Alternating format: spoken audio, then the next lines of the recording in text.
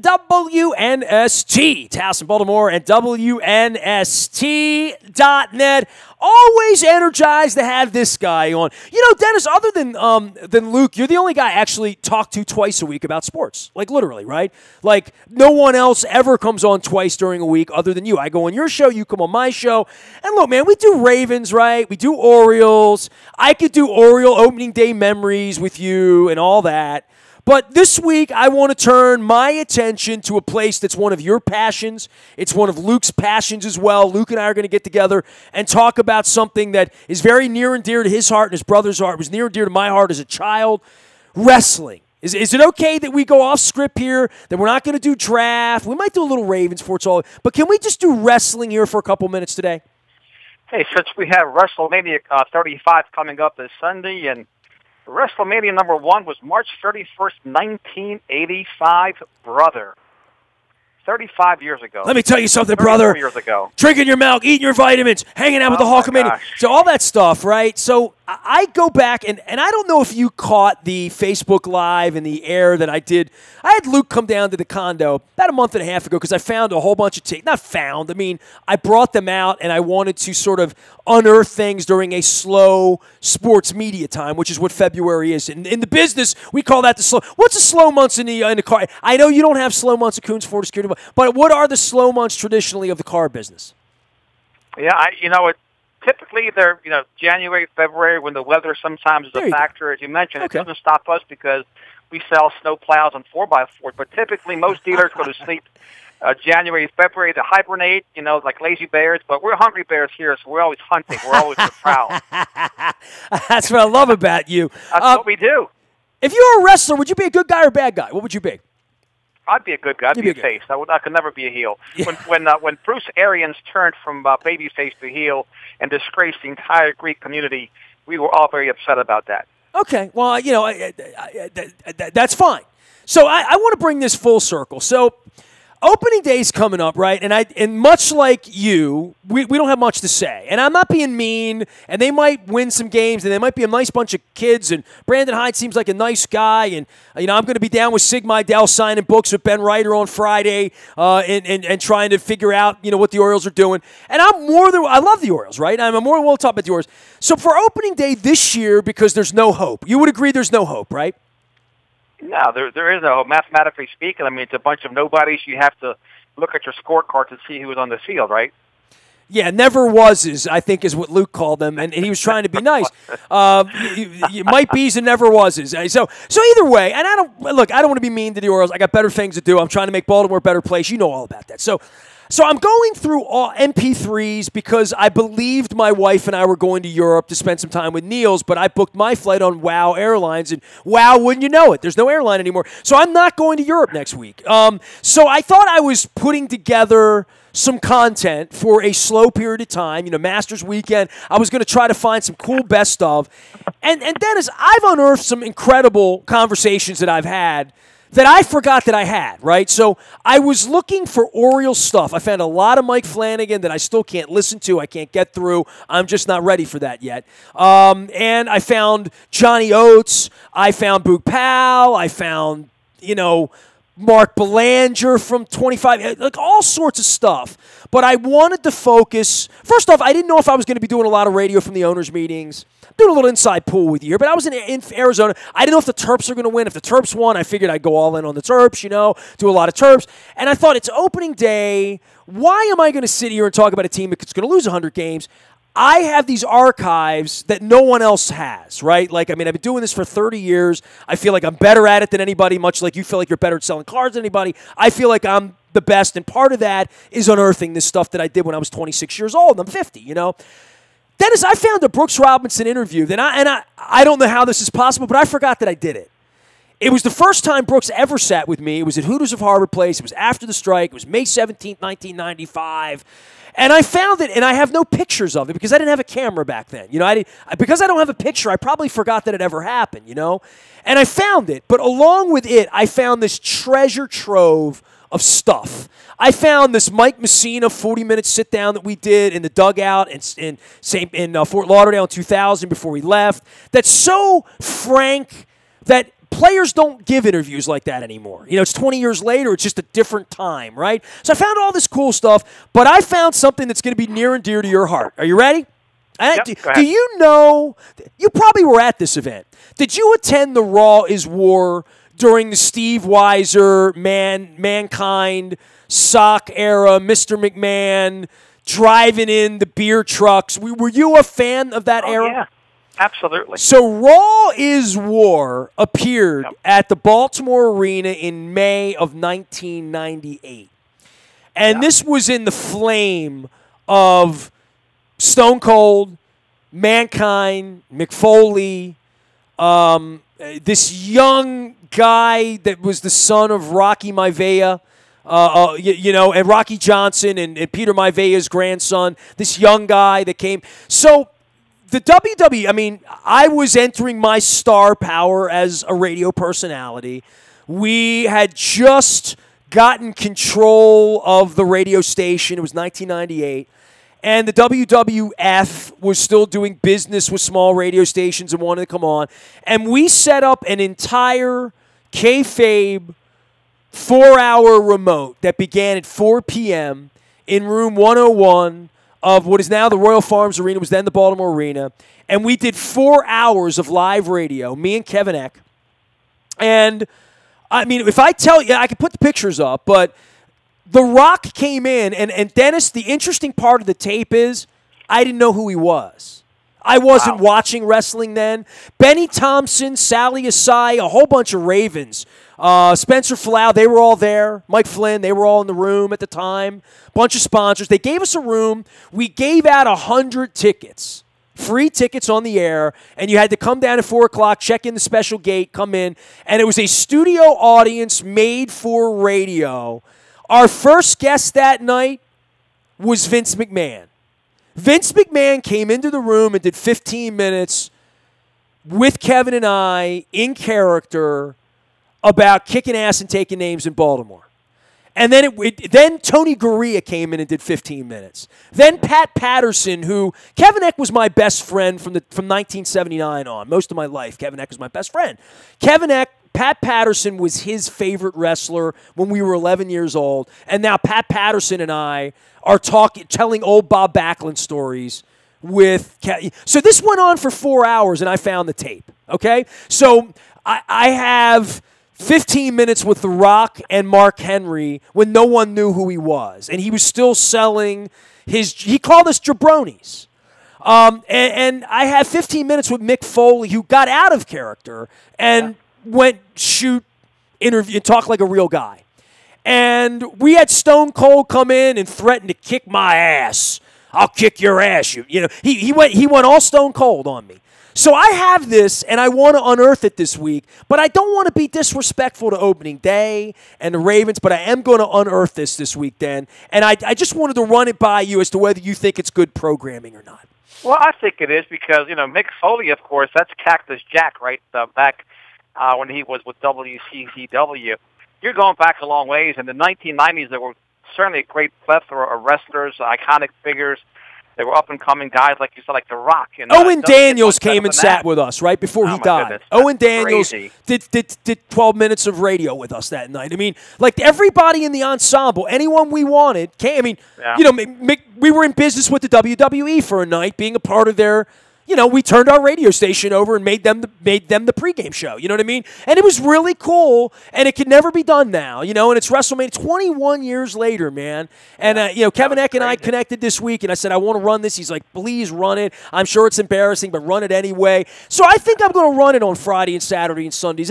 Does that sound like something? If you're in the car, you'd stop? Because I was taken aback by how neat it was that I found it. Because I've seen the pictures, but I haven't listened to it in 20... I've never listened to it. In those days, I just did the show, grabbed the tape, put the tape in the box, and I didn't do anything with the tapes in the box until, as you know, my wife got sick the second time. And because my wife was so sick and I was so, trying to look to do something with my time, I digitized a lot of the archive stuff I have, but I still haven't played a lot of it, Dan. I haven't put it on the radio. So this feels like the right time, right? With, like WrestleMania here and the Orioles in the can, and just feels like the right time to unearth it right now. Well, and you talk about Vince McMahon. This guy took the business that his father had and just blew it up. And what a brand he has. It's just getting stronger and stronger and better and better. And I can't see what Vince McMahon does with the XFL next season. I think he's learned from his mistakes the last time.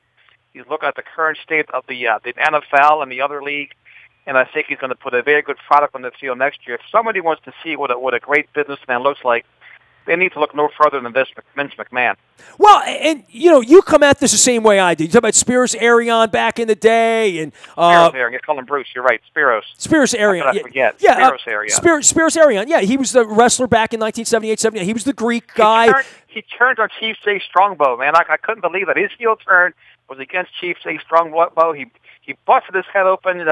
I just remember the humanity of it like it was yesterday. Well, Ken Patera broke his neck with the swinging neck breaker. Yes, he did. Billy White Wolf, remember that? Oh, my goodness. How could I forget? Now you're talking. That was a great era. You're talking about the Road Warriors, Animal, and Hawk.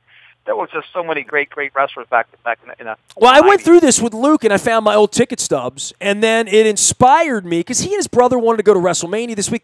I offered to send them, and now, Luke and his brother love wrestling, and WrestleMania's in New York. Were you thinking of going up this weekend? Actually, I was. Absolutely. Why don't you take Luke and his brother? You guys go up there and have a good time. I have to look at that. Hey, Come Nikolai on. Volkov. Nikolai, is he still around? He passed away, didn't he? Nikolai passed away recently. Yes, very did. recently. Yes, he did. Nikolai Volkov, I have a Nikolai story. Of course, he lived here. I only met Nikolai 2 or 3 times in my life, okay? And I remember when he was the main event wrestler against Bruno Sammartino in the 70s, Madison Square Garden, the whole deal, and singing the Russian national anthem and doing all that stuff. The first ever nasty duck pin bowling challenge we ever had, Dennis Koulatsos, was at Pinland in Dundalk, okay? Anybody see Steve LaTrenta? Tell him he owes me a beer. So we had our first event over there, and our first event, we had Michael Jackson, the Thriller, came out and bowl. We had Clem Florio, Steve Davis, a bunch of the Blast players. Lance Johnson came out, a bunch of guys. But Nikolai Volkov came out to bowl with us that night. It was a celebrity bowling event. And Nikolai Volkov showed up. I'll never forget this. He showed up to get bowling shoes, and Steve LaTrenta was trying to find him size 19 bowling shoes, Dennis. Wow. And you know what? Steve just said, look, you're Nikolai Volkov. And Nikolai was wearing work boots. Because Nikolai worked for a living. I mean, his wrestlers had no pension. I mean, Nikolai worked with his hands. He was in construction. He worked for a living here. And he had these workman boots. Looked like he'd been out in the mud. And Steve said, you know what, man, just go. You're Nikolai freaking Volkov. Go bowl.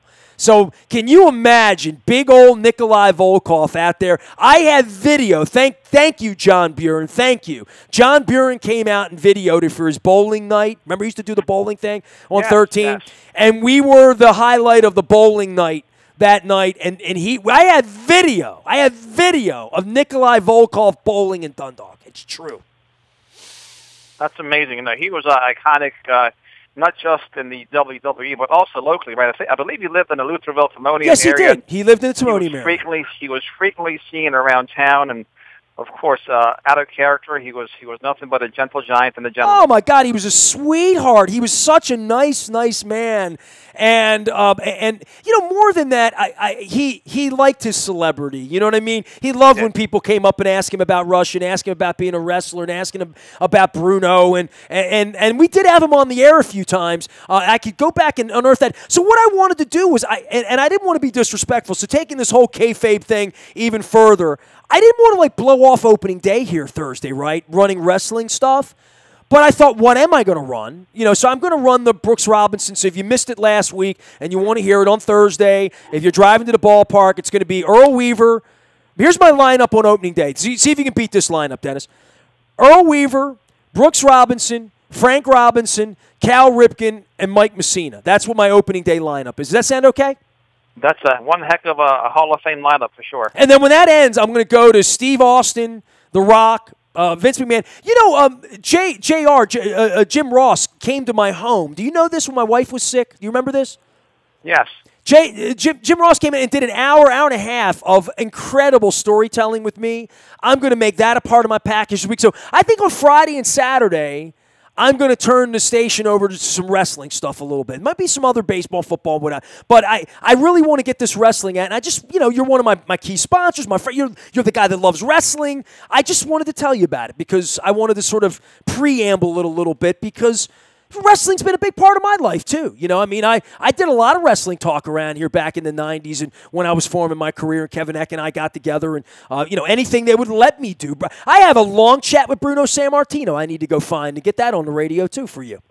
Well, Bruno was iconic as well, as a lot of these wrestlers were. And wrestling is still big around here, particularly in the Essex, Pembroke, Little River area. I know there's a lot of smaller associations and whatnot, and these guys go around the circuit and they get some of these retired wrestlers to show up and sign autographs. I've seen the Diesel, Kevin Nash, here. Yeah, Nate was here last year, man. Yeah. I mean, they pack him in. I tell you what, and some of these local, places, they do a really good job. They really do. I've been to a couple of them when one of my buddies wrestled. I thought the product was very good, and they packed him in, and the fans were very into it and passionate, and you could feel the energy in the arena. I'm correct me if I'm wrong. Wasn't Roddy Piper the last thing he ever did was here?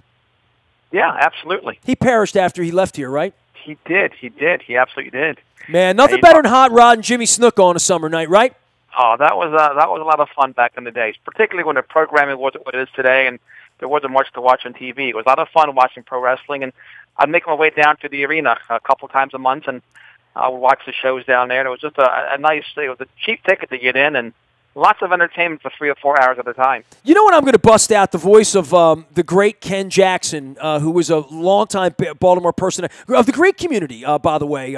Ken Jackson was. And he did a voicer for me back in 1992, 3, 4. And I'll find it, and I will play it. I'll make it a part of what my programming.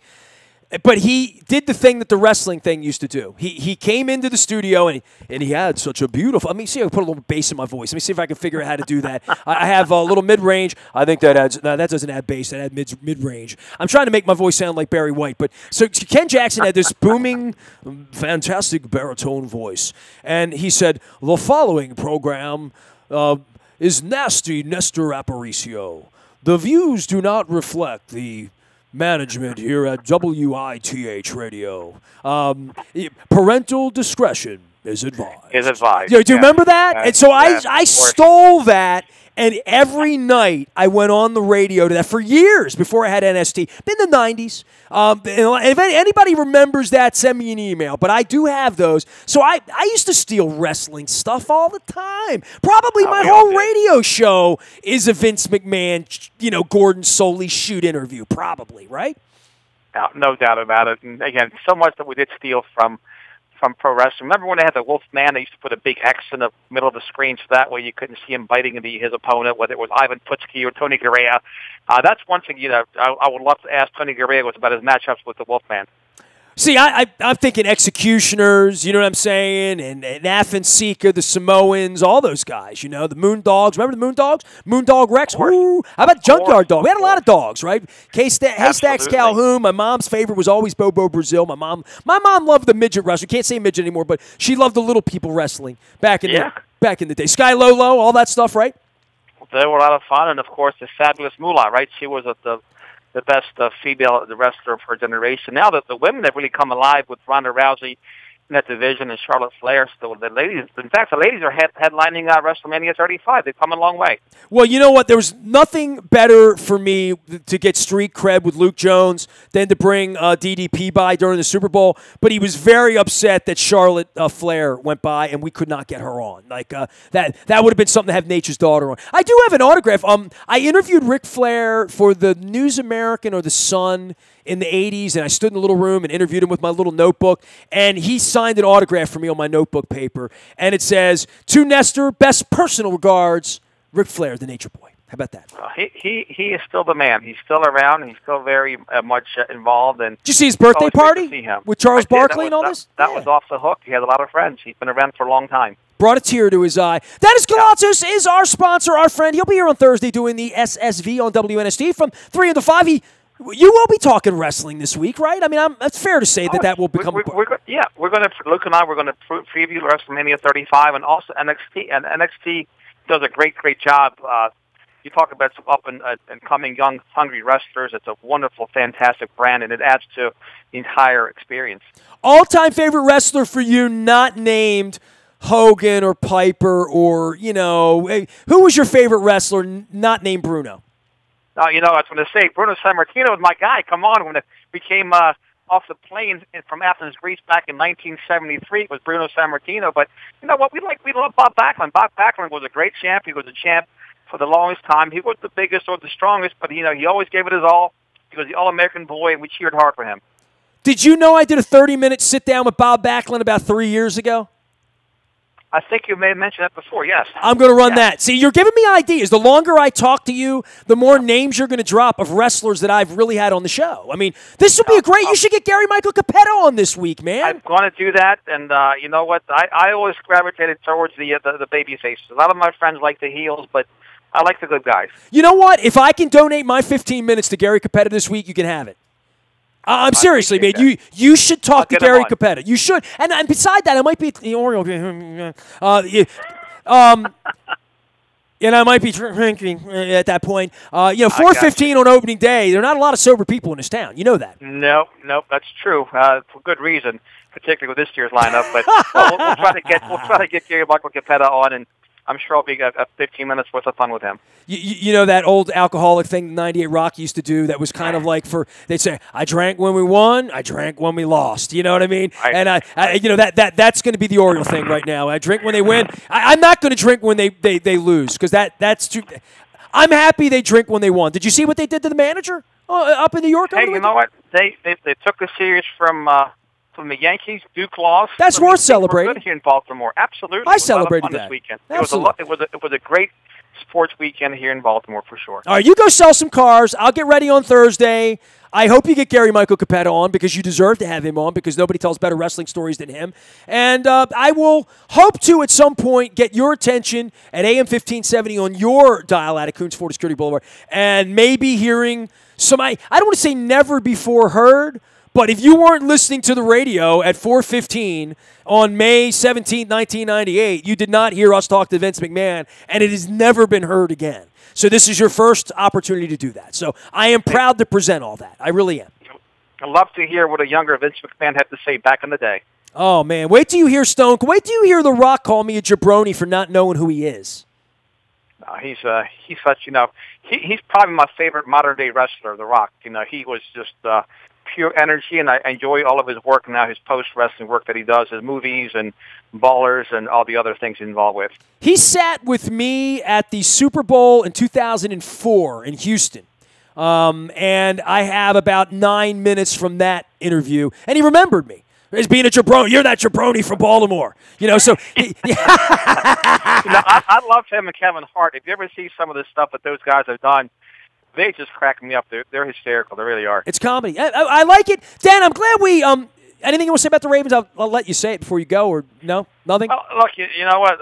Liars Luncheon this week, right? That's about it. We'll have to hear and not hear what Eric DeCosta has to say, who, by the way, I think Eric DeCosta is off to a very good start as general manager of the Baltimore Ravens. Kick saving the beauty. It's always nice when you can bring a Hall of Famer to Baltimore, I think. So, Dennis, be well. We will see you after SSV on WNST and also on Thursday from 3 until 5 and always at Coons Ford Security Boulevard, where they sponsor not just us, but also our WNST tech service, which is for breaking news. Anything big happens, you're going to get it first. If you're on it, you know. You've been on it for 10, 12, 14 years, however long we've been doing it. Got to add that. I know we were the first ones to do it. I just got to commemorate that day. Maybe we should celebrate the anniversary of our tech service kicking butt. All brought to you by Coons Ford Security Boulevard. I'm Nestor. Facebook, Twitter, LinkedIn, Snapchat, Instagram, and wrestling and more wrestling. If they're going to lose 100 games, we're going to talk about wrestling. We are WNST.net, AM 1570, and WNST Towson, Baltimore, and we never stop talking Baltimore sports.